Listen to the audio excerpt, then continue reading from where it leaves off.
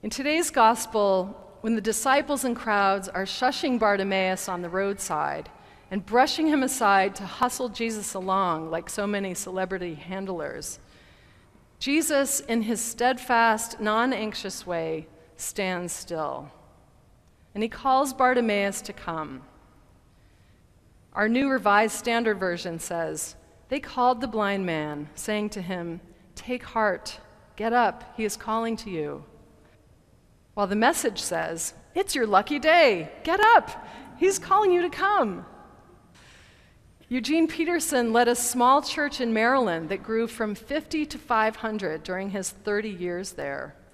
And he said his congregation included people who didn't read many books, so he tried to communicate the scripture to them in a way they could understand.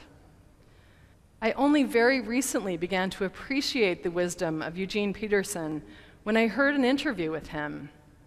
And he talked about the contemplative life simply as a life lived in wholeness, honesty, and without pretension. In other words, rather, in one word, a life of congruence. As he wrote years ago in the Christian Century magazine, contemplative life is a life of congruence between ends and means, congruence between what we do and the way we do it. And he used the example of pastors, how we can't be teaching people how to aspire to the way of Jesus without aspiring to it ourselves. Peterson wanted to free the word contemplative from the Buddhist and Trappist monasteries and reclaim it, as he said, for every butcher, baker, and candlestick maker, the ordinary people living and working in the noisy hustle and bustle of life. The contemplative life, no matter who you are, he wrote, is holding a noble conviction, honestly, without contrivance.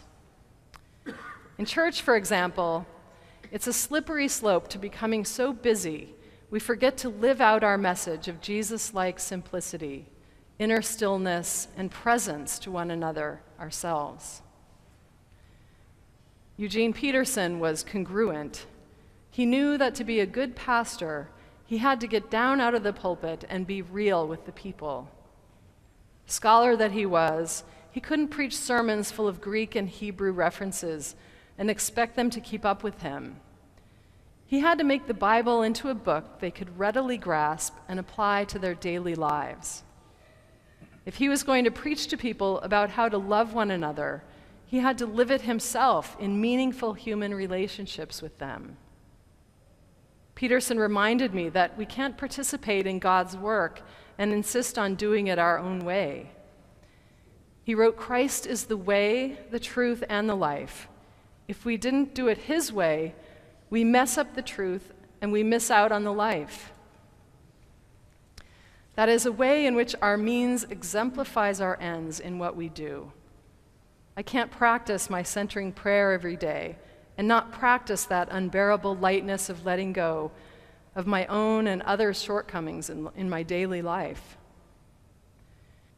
Christians can't hurt each other and exclude whole groups of people from the Lord's table and dismiss one another's ideas on our way to making the world a more peaceful and safe place for ourselves and others.